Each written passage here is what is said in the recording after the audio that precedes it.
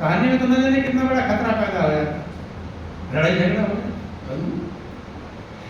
रिपुरुज पावक पाप प्रभु, प्रभु माने स्वामी, मालिक, प्रभु को कभी छोटा समझना नहीं। आई आई माने सर्ग, सांप को छोटा समझना चाहिए? तो छोटे छोटे सांप लाकर घर में रखो, छोटा ही तो है, छोटा ही काटेगा तो भी जहर। एक बिच्छू का छोटा सा बच्चा होता है, डंक मार दे दर्द होगा कि नहीं होगा? तो इसलिए सांप रिपुरुज पावक पाप प्रभु आई करिए, 6 चीज उसने गिनाया। देखो सुपरखा है, लेकिन शिक्षा सभी से ले लेनी चाहिए, नहीं लेनी चाहिए? इन चीजों को सीखे, कभी इसको छोटा समझना नहीं चाहिए। इसमें सबसे बड़ा शत्रु रिप जो आया, ये सबसे, इसलिए पहले उसने गिनाया। रिप माने दुश्मन, और दुश्मन माने आपके जो अंदर दुश्मन बैठे हुए हैं, वो सबसे बड़े दुश्मन हैं। उनसे जो लड़ लिया, उन दुश्मनों पर जो विजय प्राप्त कर लिया, बाहर के दुश्मन को जीत जाता है, वीर कहते हैं। क्या कहते हैं? वीर। लेकिन अंदर वाले जो दुश्मन हैं, जो तुम्हारे साथ हरदम घूम रहे हैं, खाना पीना खा रहे हैं, खाते हैं कि नहीं खाते हैं, साथ साथ अच्छा अच्छा चीजें खिला रहे हो, दुश्मनों को पाल रहे हो, कहते हैं कि वे जो दुश्मन हैं वे सबसे बड़े दुश्मन, उनसे बचने का प्रयास, उन पर विजय, उन पर इसने विजय प्राप्त कर लिया। वो कहलाता महावीर। दुनिया पर, दुनिया के दुश्मनों को जीतने वाले को वीर कहते हैं, लेकिन मन के दुश्मनों को जिसने जीत लिया वो क्या है? महावीर। और महावीर ही पूजनीय बनते हैं। हनुमान जी को महावीर कहते हैं। क्या कहते हैं? महावीर स्वामी को महावीर कहते हैं, बंधु, चूंकि उन्होंने, सबसे बड़ा शत्रु है अहंकार। क्या है? अहंकार। अहंकार अद्भुत डमरुआ। तुलसीदास ने शरीर के रोगों की तुलना मन के रोगों से किया, तो अहंकार को डमरुआ रोग बताया। डमरुआ माने गठिया रोग, जोड़ों का दर्द, हर जोड़ जोड़ में दर्द होता, उठ नहीं पाएगा, बैठ नहीं पाएगा, लेट नहीं पाएगा। चूंकि मन के रोग ही मनुष्य को दुखी करते हैं। शरीर के रोगों का हॉस्पिटल है, इलाज है, इंजेक्शन लग जाएगा, ग्लूकोज चढ़ जाएगा, ऑपरेशन हो जाएगा। लेकिन मन के रोग है, इनका ऑपरेशन है, ये झंझट, ये दिक्कत बंद। काव्यशुद्ध जी गरुड़ से कहते हैं कि सुनो तात मानस रोगा, और जहिते दुख पावहि सब लोगा। हे तात, मन के रोगों को सुनो। कौन से रोगों को? मन। आदि और व्याधि। व्याधि कहते हैं शरीर के रोगों को, और आदि कहते हैं मन के रोगों। सुनो तात अब मानस रोगा, और जहिते दुख पावा सब लोग, जिसे सब लोग दुख पाते हैं। वो मन के रोग कौन कौन से हैं? कि काम बात कफ लोभ अपारा, क्रोध पीत ज्योतित छाती जारा। काम बात का रोग, शरीर के रोग से मन के रोग की तुलना किया ताकि लोग समझ जाए। कामनाएं जो है वो वायु रोग के समान। किसके रोग के समान? वायु रोग समझते हैं, वायु हो गया है, अभी गर्दन टेढ़ी हो जाएगी, फिर हाथ में दर्द हो जाएगा, फिर पैर में दर्द होना, फिर कमर दर्द होने लगेगा, उसे वायु का रोग कहते। क्या कहते हैं? तो जैसे वायु का रोग हर जगह दर्द उत्पन्न कर देता है, ऐसे कामनाएं आपको हरदम दुखी कर देगा। जिसको जितना ज्यादा वायु का रोग बनता होगा वो कम दुखी रहेगा ज्यादा। तो जिसके पास ज्यादा कामनाएं रहेंगी वो कम दुखी रहेगा ज्यादा, तो ज्यादा ही दुखी रहेगा। अगर ज्यादा दुखी होना है तो कामनाओं को बढ़ाओ, ये हो जाए, ये हो जाए, ये मिल जाए, वो मिल जाए। ये दुखी होने का फार्मूला है। क्या है? ये दुखी होने का फार्मूला है। सुखी होने का, कामनाओं को कम कर दो, सुखी हो जाओ। जितनी कामनाएं आपकी कम हो जाएंगी उतने मगन रहेंगे, और जितनी कामनाएं ज्यादा रहेगी, कि चाह चूहड़ी चमारनी चाह नीचन की नीच, और तू तो पूर्ण ब्रह्म था जो चाह ना होती नीच। चाह ही है, कामनाएं मनुष्य के दुख का कारण है। क्योंकि जैसा नहीं चाहते हैं वैसा हो जाए कोई तो दुख है। दुख क्या है? जैसा आप चाहते वैसा ना हुआ बस दुखी, और चाहते ना हो तो दुख आता कहाँ से? वहीं से आता है।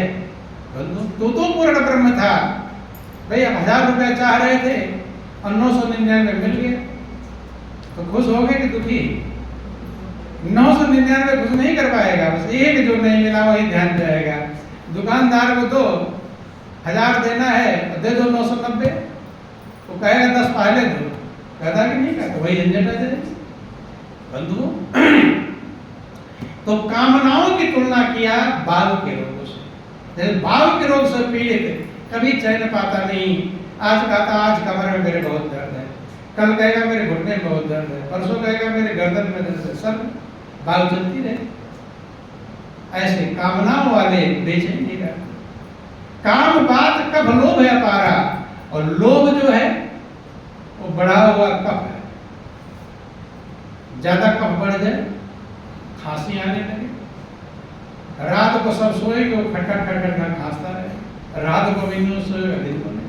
तो लोभ जो है रात को भी नींद नहीं आने देता। हिसाब लगाएगा कल कैसे पैसा बढ़ जाए, ये बढ़ जाए, वो बढ़ जाए बंधु।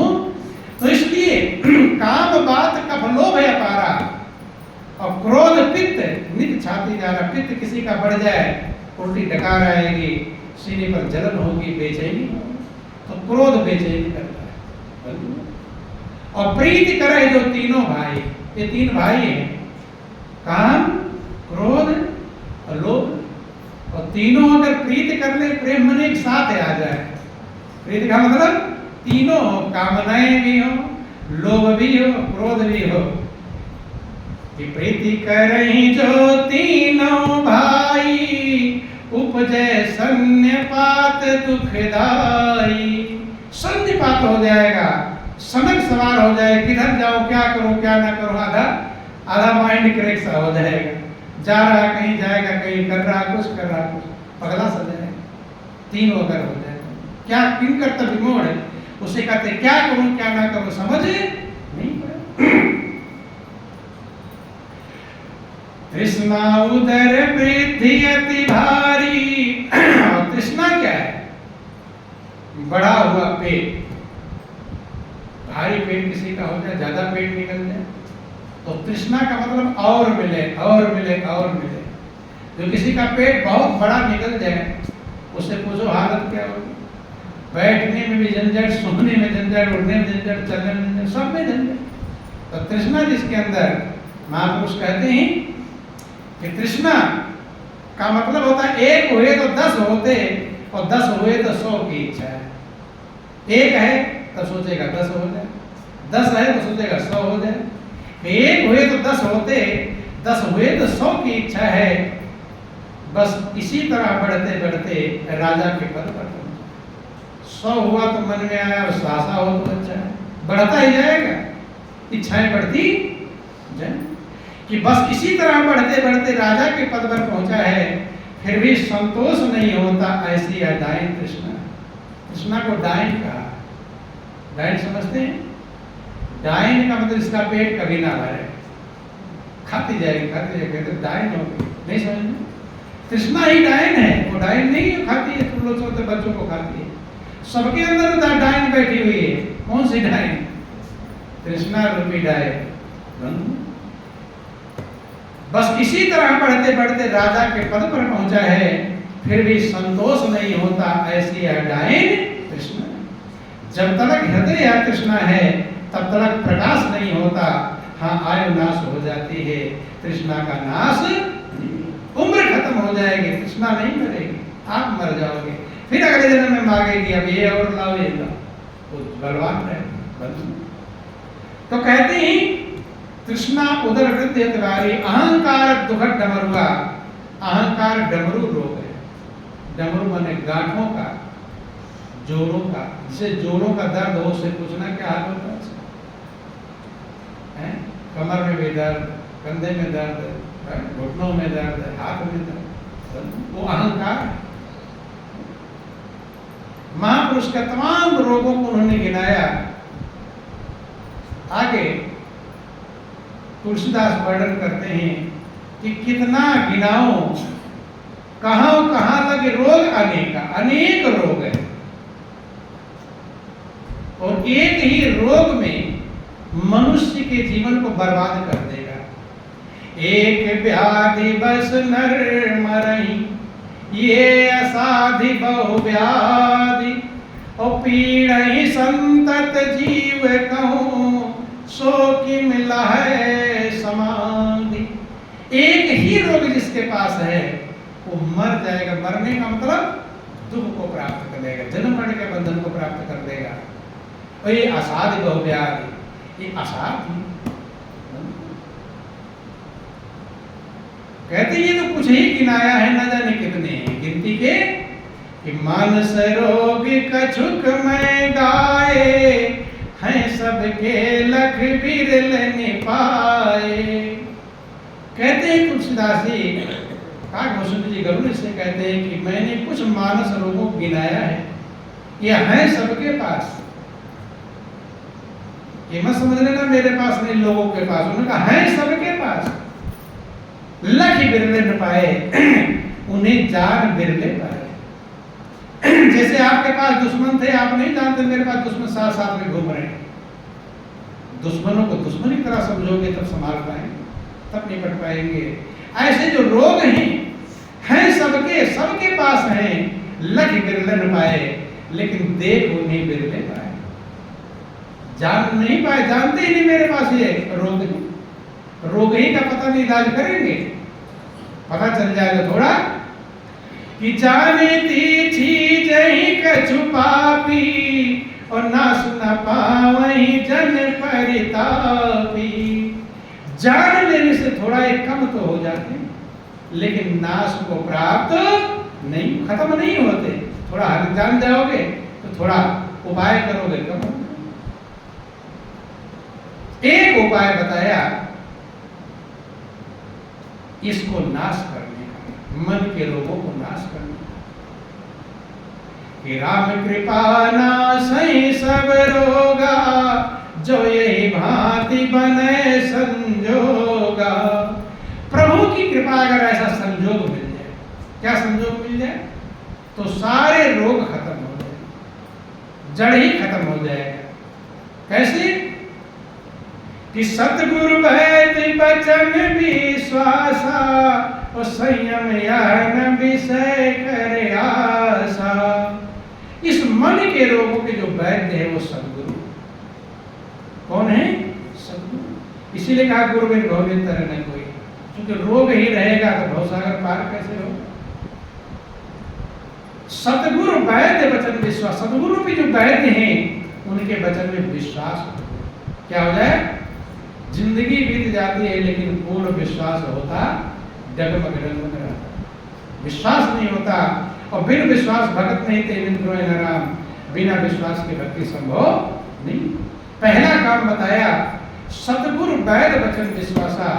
मन के रोगों को दूर करने के लिए सतगुरु रूपी वैद्य हैं, उनके वचनों में विश्वास हो जाए। संयम यह न विषय का रासा। संयम माने परहेज, दवा और परहेज। परहेज क्या है? विषयों की आशा ना हो, दुनिया की चीजों का भरोसा ना हो। इससे सुखी हो जाऊंगा, इससे सुखी हो जाऊंगा, इससे सुखी, ये भरोसा अगर रहा तो ये परहेज आपका। ये दुनिया के सामानों से कभी आज तक कोई सुखी हुआ? संयम यह न विषय का रासा, ये परहेज है। और दवा क्या है? कि रघुपति भगति सजीवनी मोरी, अनुपान श्रद्धा मति पूरी। जो राम की भक्ति, प्रभु की भक्ति, रघुपति भगत, जो प्रभु की भक्ति है वो संजीवनी बूटी है। इस मन के रोगों को दूर करने के लिए एक ही संजीवनी बूटी है, जड़ी बूटी है। वो क्या है? रघुपति भगत, प्रभु की भक्ति। वो प्रभु की भक्ति क्या है? कि राम भगति चिंतामणि सुंदर, बसे गरुड़ जाके उरे अंतर। परम प्रकाश रूप दिन राती, नहीं कुछ चाहिए दिया घृत भाती। ये रघुपति भगत की संजीवनी बूटी, ये जड़ी बूटी है। रघुपति भगत संजीवन मोरी, अनुपान श्रद्धा मति मोरी। अनुपान जड़ी बूटी में जो मिलाते हैं, जैसे कहते ले जाओ शहद मिलाकर खाना, तो शहद अनुपान है। दूध मिलाकर दूध अनुपान है, जिसका तो खाया जाता है, पिया जाता है। तो कहते हैं अनुपान क्या है? श्रद्धा मति पूरी, पूर्ण मति से श्रद्धा हो। श्रद्धा की कमी, श्रद्धावान लभते ज्ञानम समितिन्द्रिया ज्ञानम लब्धा परम शांतिम आचरण गच्छ। कहते श्रद्धावान को ही ज्ञान प्राप्त होता है, और ज्ञान को प्राप्त हो जाए तो परम शांति को उपलब्ध हो जाता है। बंधु, श्रद्धा ये दवा के साथ मिलाने वाला अनुपान, कि यही विधि भले ही स्वरोग नसाई, और नाहित कोटि जतन नहीं जाई। इस विधि से भले ये रोग खत्म हो सकते, बस एक उपाय बतलाया। बंधु, सदगुरु वैद्य के वचन में विश्वास हो, दुनिया की आशा ना हो, प्रभु की भक्ति रूपी जड़ी बूटी हो, और श्रद्धा रूपी अनुपान मिलाने वाला। यह विधि भले स्वरोग नसाई, और नाहित कोटि जतन नहीं जाए। करोड़ों यत्न करते रहो इसके अलावा, तो ये रोग खत्म होने वाले नहीं। इसलिए जो आपके अंदर के दुश्मन हैं, उन्हें रोग कहा गया, उन्हें दुश्मन जो मर्जी कहे कहा लो। जो आपको दुख देते हैं, रोग भी देते, दुश्मन भी देते, उन्हीं को दुश्मन कहा गया, उन्हीं को रोग कहा गया। इसलिए इन दुश्मनों पर विजय प्राप्त करके, दुनिया के दुश्मन से महापुरुष कहते हैं कि तीर तुरप से जो लड़े सो तो सूर ना हो, और बिना हथियार मन से लड़े सूर कहा हुआ। सूर तीर तलवार बंदूक से लड़ रहा वो वीर नहीं है।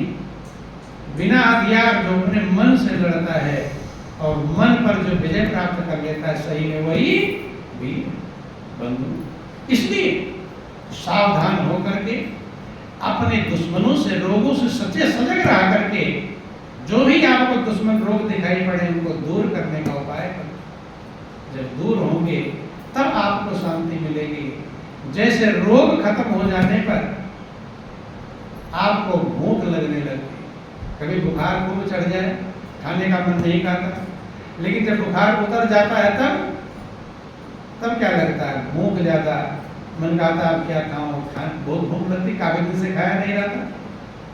तो जैसे रोग उतर जाने पर भूख बढ़ने लगती है, ऐसे जब आपकी मन के विकार रूपी रोग उतर जाएंगे तो सुमति क्षुधा बढ़ेगी तो नहीं, तो आपके अंदर सुमति आ जाएगी, क्षुधा, सुमत रूपी भूख बढ़ेगी।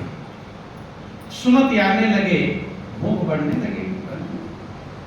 तो इसलिए प्रभु ने बहुत बड़ा सौभाग्य दिया है, बहुत बड़ी कृपा किया है, बहुत बड़ी दया किया है, जो ऐसा संजोग मिला है।